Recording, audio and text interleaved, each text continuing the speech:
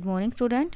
आज हम आपकी बाल महाभारत से चैप्टर नंबर 17 धृतराष्ट्र की चिंता चैप्टर रीड करेंगे। इसमें हम जानेंगे कि धृतराष्ट्र किस बारे में अधिक चिंता करते थे, क्यों चिंतित रहते थे। जब द्रौपदी को साथ लेकर पांडव वन की ओर जाने लगे थे, धृतराष्ट्र ने विदुर को बुला भेजा और पूछा, विदुर, पांडु के बेटे और द्रौपदी कैसे जा रहे हैं? मैं कुछ देख नहीं सकता हूँ, तुम्हें बताओ कैसे जा रहे हैं। अब वो जब पांडवों को जुए में खेलने के बाद, वहाँ से हारने के बाद उनको वनवास मिला, तो वो सब वन की ओर जा रहे थे।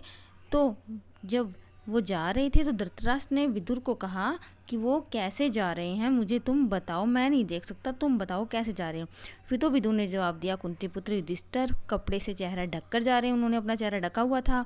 भीमसेन अपने दोनों भुजाओं को, यानी दोनों अपने हाथों को निहार रहे थे, देख रहे थे। अर्जुन हाथ में कुछ बालू लिए, हाथ में मिट्टी लेकर उसे बिखेर रहे थे। नकुल और सहदेव सारे शरीर पर धूल रमा रखी थी उन्होंने। क्रमशः युधिष्ठिर के पीछे पीछे, ये सब युधिष्ठिर के पीछे पीछे ही जा रहे थे। द्रौपदी ने बिखरे अपने बाल बिखेर रखे थे और सारा मुंह ढक लिया था बिखरे हुए केशों से, और आंसू बहा रही हुई युधिष्ठिर का अनुसरण, यानी युधिष्ठिर के पीछे ही चल रही थी। यह सुनकर धृतराष्ट्र की आशंका और चिंता पहले से भी अधिक प्रबल, यानी और स्ट्रॉन्ग हो गए। विदुर बार बार धृतराष्ट्र आग्रह करते थे, विनती करते थे कि आप पांडवों के साथ संधि कर लो, यानी उनके साथ मिल जाओ, उनके साथ समझौता कर लो। विदुर अक्सर इसी बहाने धृतराष्ट्र को उपदेश दिया करते थे, उनको काफ़ी एक तरह से शिक्षा दिया, सही रास्ता दिखाया करते थे। और विदुर की बुद्धिमता, यानी विदुर इतने बुद्धिमान थे, तो बुद्धिमता का धृतराष्ट्र पर काफ़ी गहरा प्रभाव भी था। इम्प्रेस थे वो उसकी बुद्धि से, इसलिए शुरू शुरू में वे विदुर की बातें सुन लिया करते थे। परंतु बार बार जब विदुर यही बात कहते रहे, संधि करने की बात, उनसे समझौता कर लो, तो वो उससे ऊब हो गए, वो उससे बोर हो गए।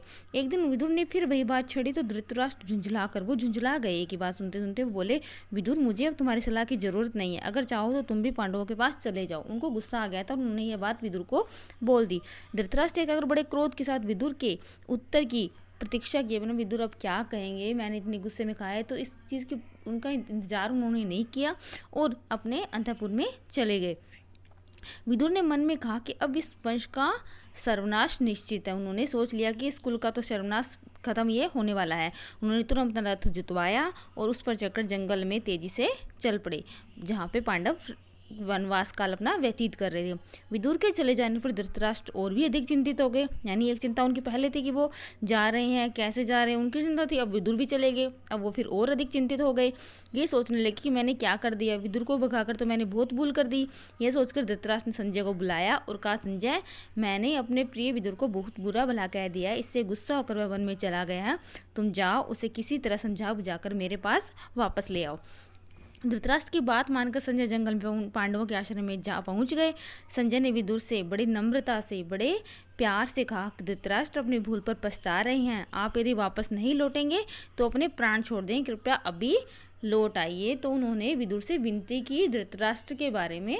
संजय ने ये बात सुनकर विदुर युधिष्ठिर आदि से विदा लेकर हस्तिनापुर के लिए वापस आ गए। हस्तिनापुर पहुंचकर जब धृतराष्ट्र के सामने गए तो धृतराष्ट्र ने उन्हें बड़े प्रेम से गले लगा लिए और गदगद स्वर में बोले, काफ़ी वो अंदर से खुश हो गए और बोले, निर्दोष विदुर, मैं उतावली में, जल्दीबाजी में जो बुरा भला तुम्हें कह बैठा उसका बुरा मत मानो और मुझे क्षमा कर दो। इसी तरह एक बार महर्षि मैत्रेय धृतराष्ट्र के दरबार में पधारे।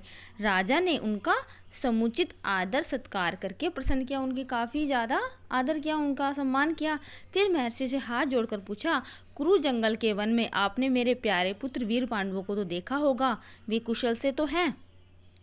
तो ये जब वो महर्षि मैत्रेय उनके पास आए थे तो उनके बारे में भी धृतराष्ट्र चिंतित रहते थे, पांडवों के बारे में। तो उनसे पूछा कि पांडव सही तो है ना, सही अवस्था में तो है ना, उनके बारे में पूछ रहे हैं कि वो ठीक तो है ना।